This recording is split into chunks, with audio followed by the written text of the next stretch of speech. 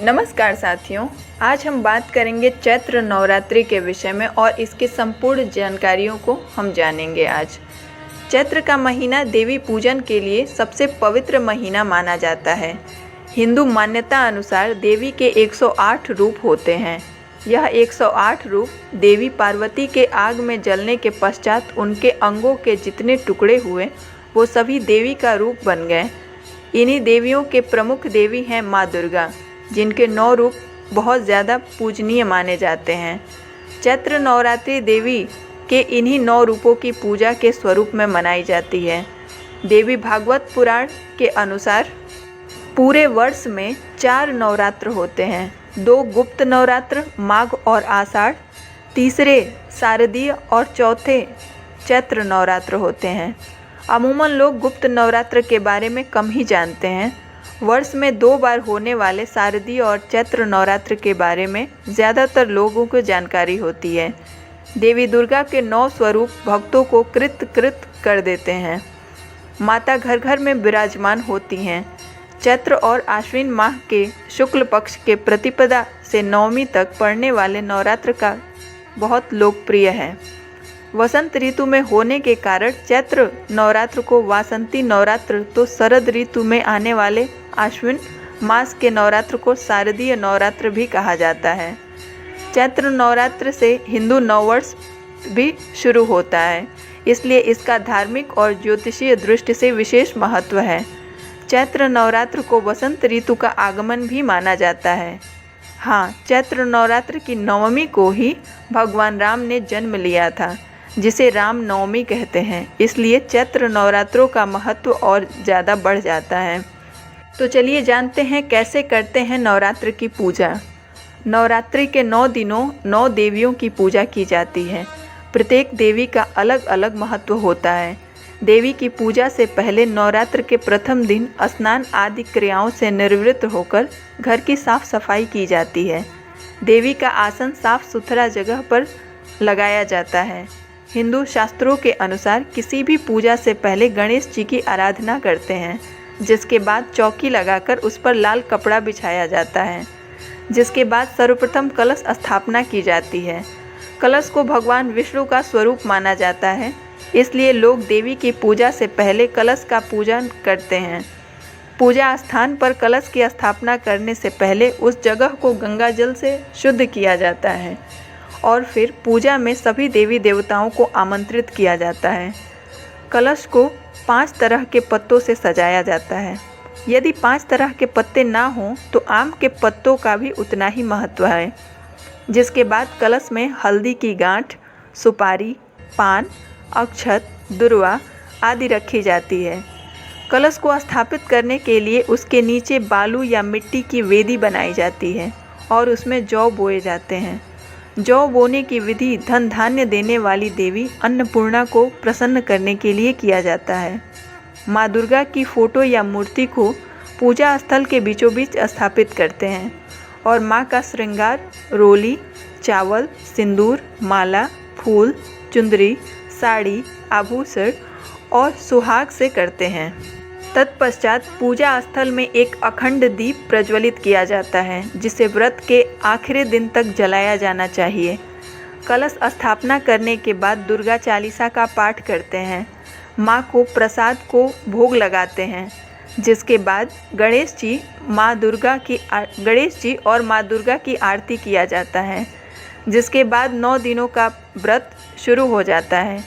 माता में श्रद्धा और मनवांछित फल की प्राप्ति के लिए बहुत से लोग पूरे 9 दिन तक उपवास भी रखते हैं। इस बीच कई लोग मांस मछली के साथ साथ लहसुन प्याज का भी खाने में प्रयोग नहीं करते हैं। शुद्ध रूप से देवी की उपासना करते हैं। जिसके बाद अष्टमी या नवमी के दिन 9 कन्याओं को, जिन्हें माँ दुर्गा के 9 स्वरूपों के समान माना जाता है, श्रद्धापूर्वक भोजन कराया जाता है और दक्षिणा भी दी जाती है, जिसे कन्या जमाना भी कहा जाता है। चैत्र नवरात्रि में लोग लगातार 9 दिनों तक देवी की पूजा और उपासना करते हैं और 10वें दिन कन्या पूजन करने के पश्चात उपवास खोलते हैं। साथ ही माँ से आशीर्वाद मांगते हैं कि वो ऐसे ही उनके घर फिर पधारें और सभी की रक्षा करें, सुख शांति एवं समृद्धि दें। अब बात करेंगे हम कन्या पूजन विधि के बारे में। नवरात्रि कन्या पूजन के बिना अधूरी मानी जाती है। यदि नवरात्रि का पूजन किया गया है, उपवास किया गया है और कन्या पूजन नहीं किया तो सब व्यर्थ होता है। कन्या को नवरात्रि में माँ का स्वरूप माना जाता है। मान्यता है कि माता स्वयं कन्या का रूप धारण करके भक्तों के घर जाती हैं और उन्हें आशीर्वाद प्रदान करती हैं।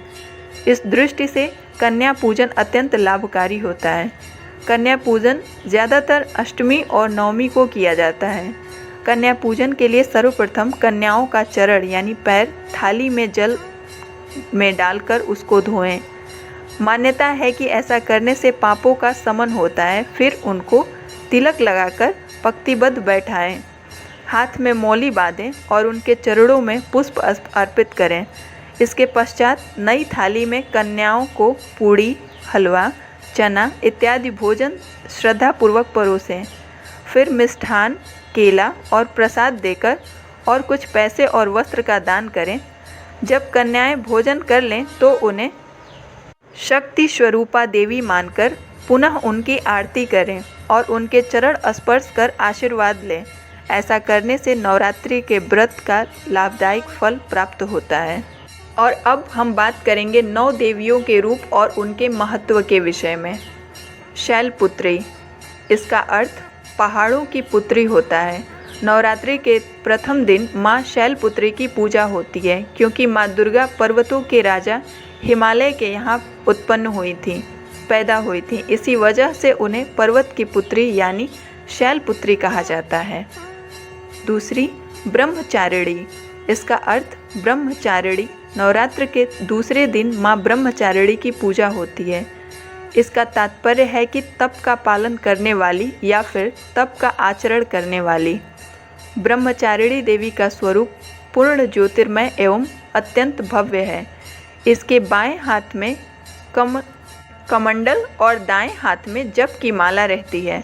माँ दुर्गा का यह स्वरूप भक्तों और सिद्धों को अनंत फल प्रदान करने वाला है।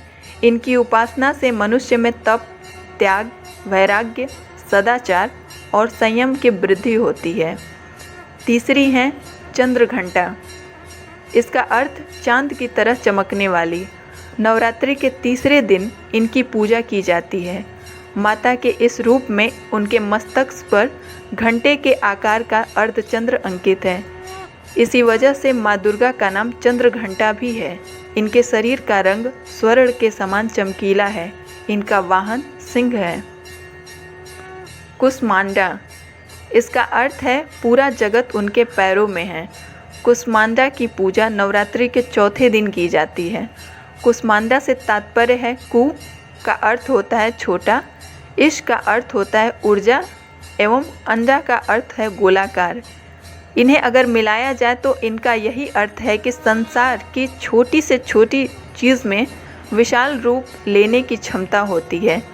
माँ की उपासना मनुष्य को स्वाभाविक रूप से भवसागर से पार उतारने के लिए सुगम और श्रेयस्कर मार्ग है। माता कुष्मांडा की उपासना मनुष्य को आदि व्याधियों से मुक्ति करके उन्हें सुख, समृद्धि और उन्नति की ओर ले जाती है। स्कंद माता, इनका अर्थ कार्तिक स्वामी की माता। स्कंद माता की पूजा नवरात्रि के 5वें दिन की जाती है। भगवान शिव और पार्वती के पुत्र कार्तिकेय का एक अन्य नाम स्कंद भी है। अतः भगवान स्कंद अर्थात कार्तिकेय की माता होने के कारण माँ दुर्गा को इस रूप को स्कंद माता के नाम से भी लोग जानते हैं। इनका वर्ण शुभ्र है। ये कमल के आसन पर विराजमान है, इसलिए इन्हें पद्मासन देवी भी कहा जाता है। इनका वाहन भी सिंह है। कात्यायनी, इसका अर्थ कात्यायन आश्रम में जन्मी। कात्यायनी माता की पूजा नवरात्रि के छठे दिन की जाती है। एक कथा के अनुसार महर्षि कात्यायन की कठोर तपस्या से प्रसन्न होकर उनके वरदान स्वरूप माँ दुर्गा उनके यहाँ पुत्री के रूप में पैदा हुई थी। चूँकि महर्षि कात्यायन ने ही सबसे पहले माँ दुर्गा के इस रूप की पूजा की थी, अतः महर्षि कात्यायन की पुत्री होने के कारण माँ दुर्गा कात्यायनी के नाम से भी जानी जाती हैं। इस दिन साधक का मन आज्ञा चक्र में स्थित रहता है। योग साधना में इस आज्ञा चक्र का अत्यंत ही महत्वपूर्ण स्थान है।